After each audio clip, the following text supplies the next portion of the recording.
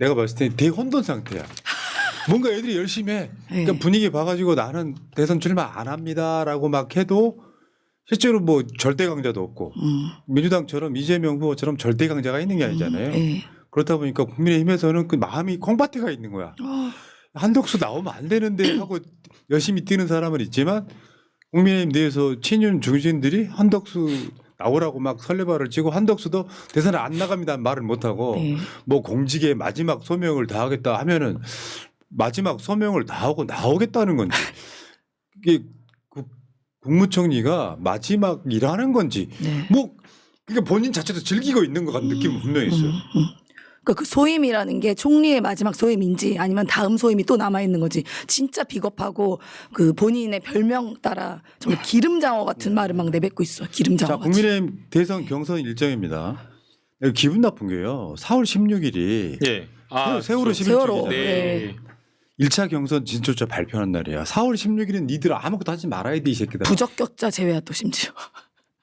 아 짜증나 진짜. 그렇게 해야 전부 되는데. 부적격자 아닙니까? 저 근데? 일정인데 우리가 알 필요는 없고요. 자 도표를 한번 보겠습니다.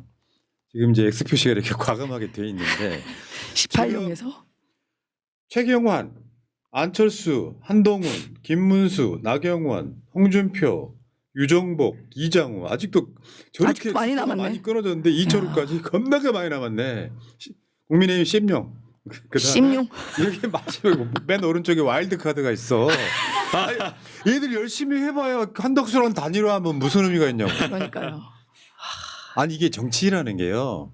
이런 게 있어요. 어떤 존경받을 만한 사람, 그립감 센 총재가 계셔도 네.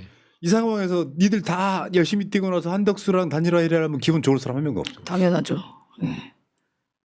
그러니까 오히려 한덕수를 이용해서 내가 뭔가 득을 볼까 하는 술은 쓸 수 있죠.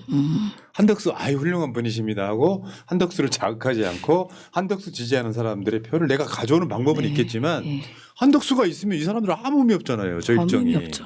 그러니까 오세훈도 그런 거 눈치 딱 바로 채고 시장직 유지하려고 하는 거잖아요. 오세훈은 진짜 줏대가 없는 네.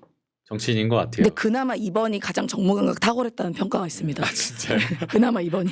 아 근데 며칠 전까지 여의도의 사무실 다 계약하고 네. 그 다음에 본인을 위해서 선거 띄워주는 서울시의 정무직들 다 사표 쓰고 네. 그래가지고 다 출마한다 그랬는데 네. 갑자기 네. 주말 사이에 진짜 우유부단한 것 같아요. 멈추는 것도 지금 용기. 보시는 멈추는 게 지금 보시는 사진이 이제 대충 이 정도가 남아 있어요. 야.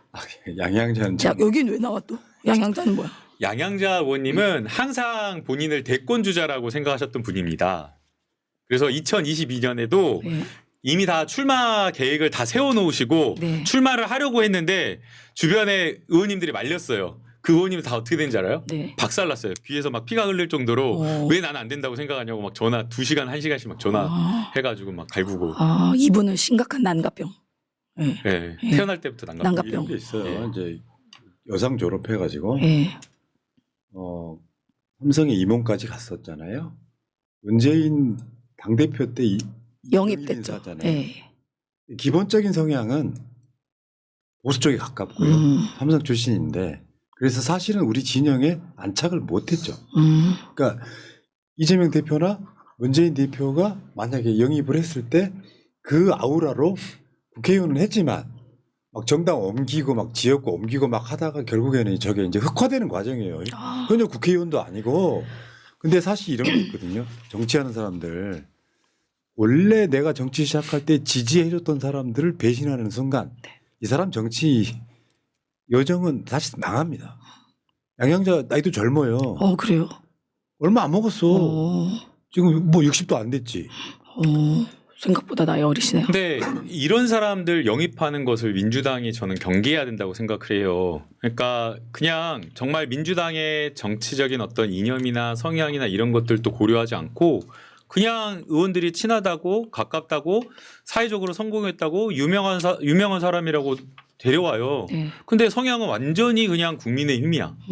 그리고 자기 출세를 위해서 민주당 간판을 이용할 뿐이거든요. 예. 그래가지고 완전히 속였던 사람이에요. 맞습니다. 저도 양양자 의원님을 몰랐을 때에는 광주 출마한다고 했을 때 열렬히 제 친구들한테 전화하고 막 양양자 뽑아라 양양자다 이랬거든요. 네.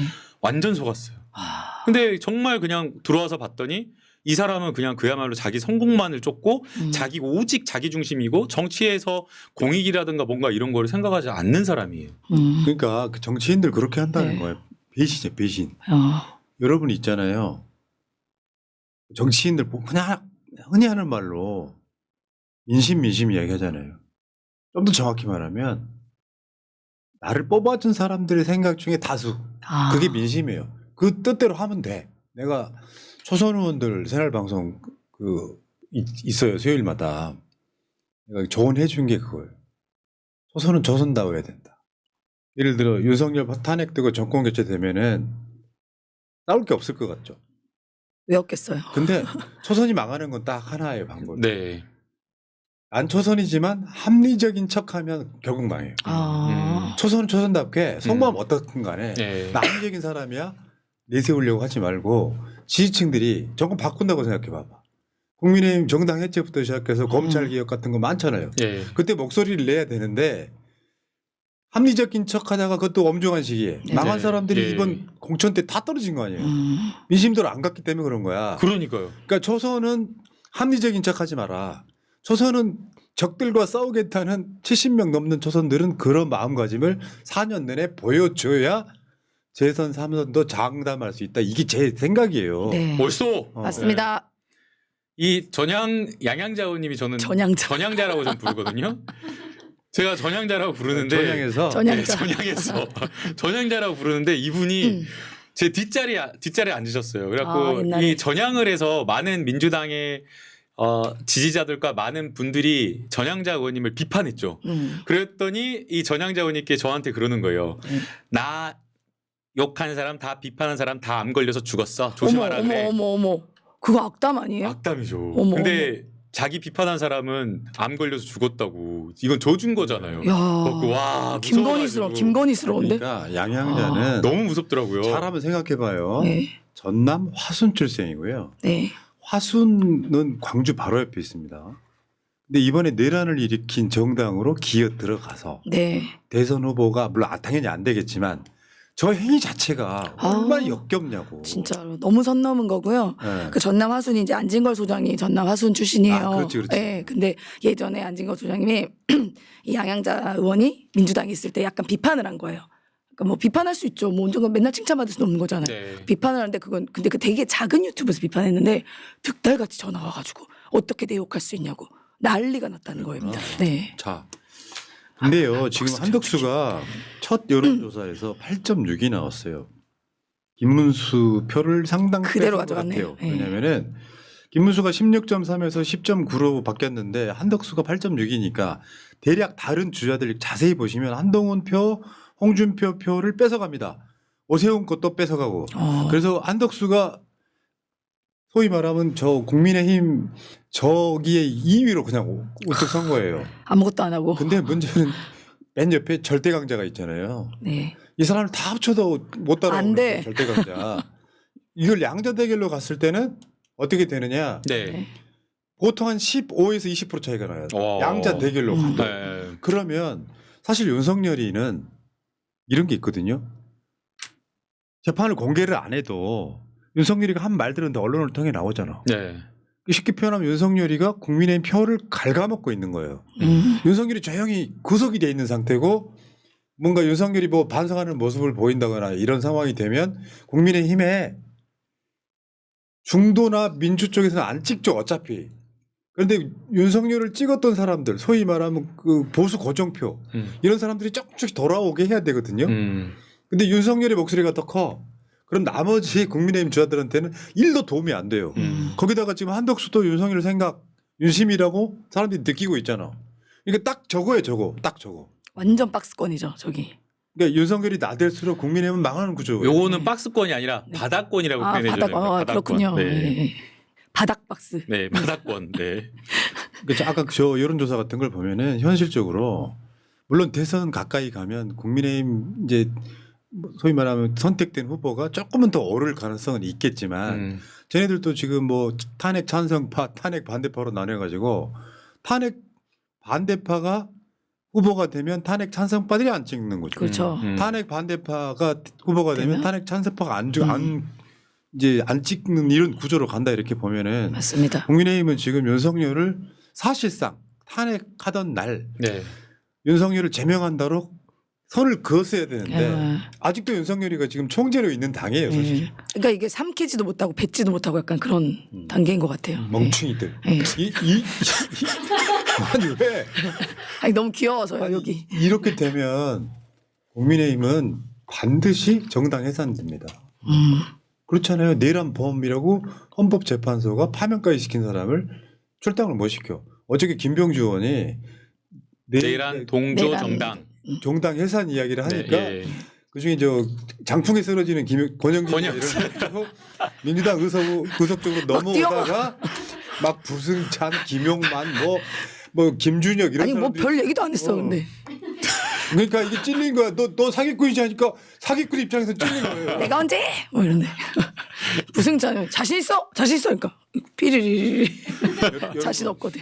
정권이 바뀌고요. 지금 조국 혁신당만 해도 12석이 있는데 그냥 지금 분위기는 이재명 후보 밀어주는 분위기잖아요. 후보 아예 안 되겠다잖아요. 그 사실 진보 정당들 빼고도 민주당에 가까운 의석이 182석 넘게 있는 거예요. 네, 그렇죠. 거기다가 지금 저 국회의장 포함하고 그러면 183석에다가 기본소득당, 진보당, 네, 사회민주당 3인당.